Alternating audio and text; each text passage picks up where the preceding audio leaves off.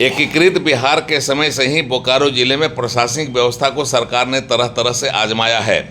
35 साल में यहाँ 35 उपायुक्त आए। मसलन किसी एक उपायुक्त को बोकारो जिले में औसतन 1 साल काम करने का अवसर मिला।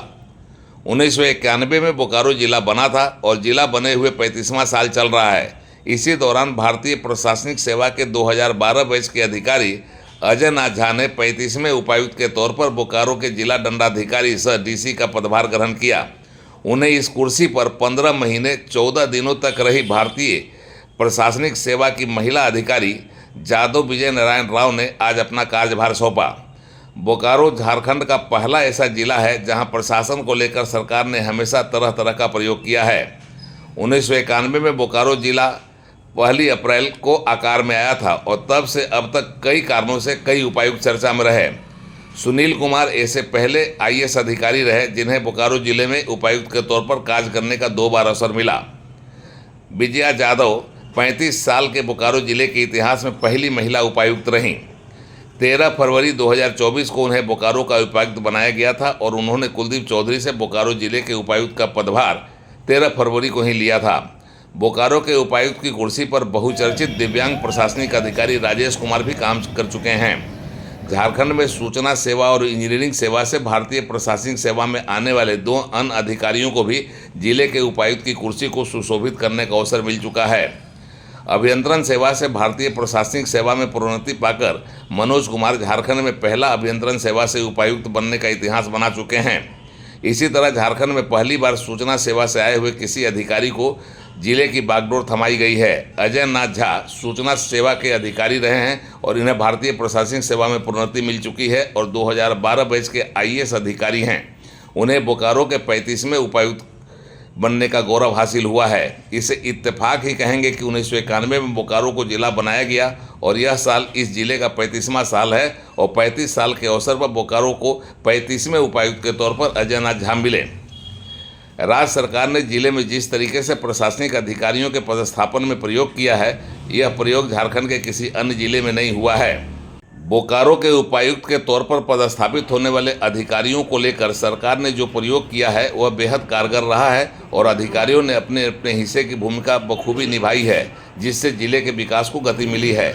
महिला प्रशासनिक अधिकारी विजया जाधव, अभियंत्रण सेवा से भारतीय प्रशासनिक सेवा के अधिकारी बने मनोज कुमार, भारतीय प्रशासनिक सेवा के अधिकारी रहे दिव्यांग राजेश कुमार और अब सूचना सेवा से भारतीय प्रशासनिक सेवा के अधिकारी बने अजय नाथ झा को सरकार ने बोकारो जिले के उपायुक्त के तौर पर आजमाया है।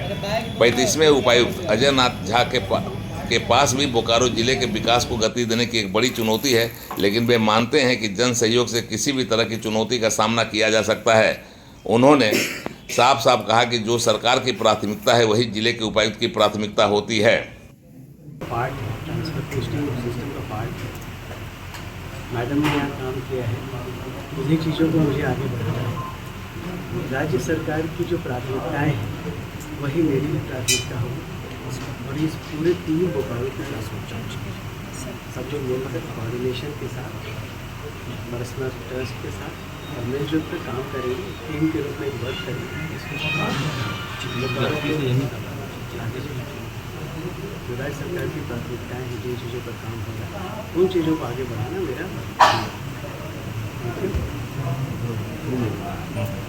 निवर्तमान उपायुक्त विजया जाधव ने यहां काम करने के अपने अनुभव को यादगार लम्हा बताया। 13 फरवरी 2024 को जब विजया जाधव को बोकारो का उपायुक्त बनाया गया था तो लोकसभा और विधानसभा का चुनाव को शांतिपूर्ण तरीके से संपन्न कराना एक बड़ी चुनौती थी, लेकिन इस चुनौती को सटीक रणनीति खास योजना के जरिए ऐसा कामयाब किया कि नक्सल प्रभावित बोकारो जिला शांति के साथ चुनाव संपन्न कराकर लोकतंत्र को जिताने में कामयाब रहा। विजया जाधव को चुनाव का एक्सपीरियंस उन्हें गर्व से भरता है। सभी लोगों को याद होगा कि 2 इलेक्शंस, बहुत सारे पर्व त्योहार, बहुत सारे विधि व्यवस्था की ड्यूटीज़, बहुत सारे ऐसे ज़िले में होने वाली घटनाएं, वो सभी लोगों के हम आप सभी लोग भागीदार रहे, साक्षीदार रहे।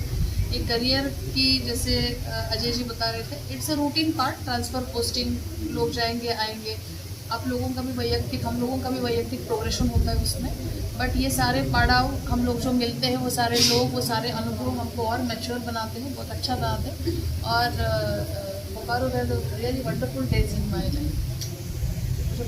सेवा में स्थानांतरण एवं पदस्थापन एक समान प्रक्रिया है। इस समान प्रक्रिया के दौरान ही अधिकारी अपने काम से लोगों का दिल जीतते हैं, अपनी छवि बनाते हैं।